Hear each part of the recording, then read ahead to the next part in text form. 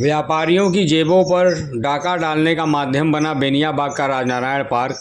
बताते चले कि वाराणसी जनपद के बेनियाबाग क्षेत्र में आज उस समय हड़कंप मच गया जब नगर निगम और स्मार्ट सिटी प्रशासन की संयुक्त टीम ने भारी पुलिस बल के साथ अचानक पहुंचकर वहां संचालित होने वाले बकरा मंडी को पूरी तरह से बंद करवा दिया। प्रशासन ने पूरे मंडी परिसर को खाली कराने के बाद उसके मुख्य प्रवेश द्वार पर अपना ताला लटका दिया। इस कार्रवाई से जहां एक और बकरीद के मद्देनज़र व्यापार करने आए पशुपालकों और किसानों को बड़ी मुसीबत का सामना करना पड़ रहा है, तो वहीं दूसरी ओर मंडी का ठेका लेने वाले व्यापारी के लाखों रुपए का वित्तीय घोटाला भी सामने आ रहा है।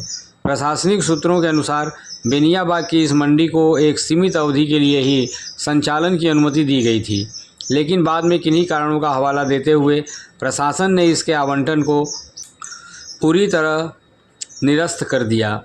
सोमवार को नगर निगम के आला अधिकारियों ने मौके पर पहुंचकर कारोबार पर पूरी तरह रोक लगा दी। विश्वसनीय सूत्रों से मिली जानकारी के अनुसार पीड़ित व्यापारी साजिद खान ने इस बकरा मार्केट का ठेका संचालित करने के लिए बेनिया पार्क के मुख्य ठेकेदार राजा तिवारी को 23 लाख रुपए एडवांस के तौर पर दिए थे। इसके अलावा साजिद खान ने मंडी को व्यवस्थित करने के लिए टेंट, बैरिकेडिंग और लाइटिंग वगैरह लगवाने में लगभग 4 लाख रुपए अलग से खर्च किए थे। कुल मिलाकर साजिद खान का करीब 27 लाख रुपए इस मंडी में दांव पर लगा हुआ था। चूँकि अभी व्यापार की शुरुआत ही हुई थी, इसलिए वे अपने कुल इन्वेस्टमेंट का 25% पैसा भी बाज़ार से वापस निकाल नहीं पाए। ऐसे में बड़ा सवाल यह है कि पार्क के ठेकेदार राजा तिवारी द्वारा लिए गए इन 23 लाख रुपए को अब प्रशासन वापस करवाएगा या स्मार्ट सिटी प्रबंधन इसकी जिम्मेदारी लेगा। पार्क के ठेकेदार राजा तिवारी की कार्यशैली को लेकर यह कोई पहला विवाद नहीं है।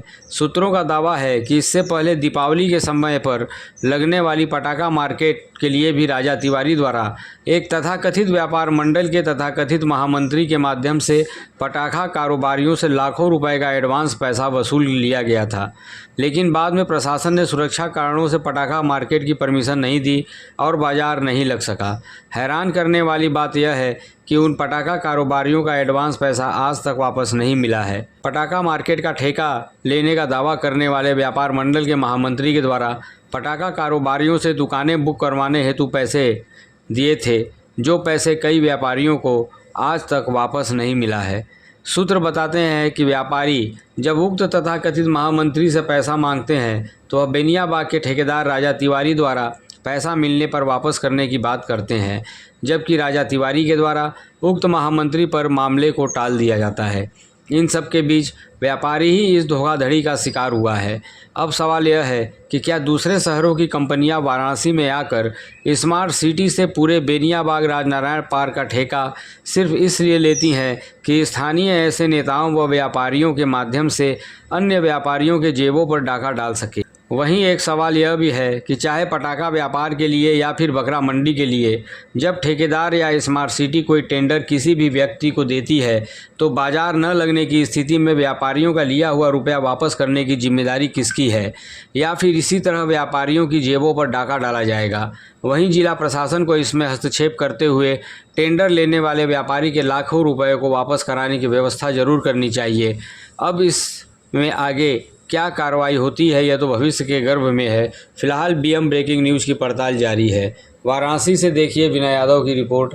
आप देखते रहिए बीएम ब्रेकिंग न्यूज़। धन्यवाद।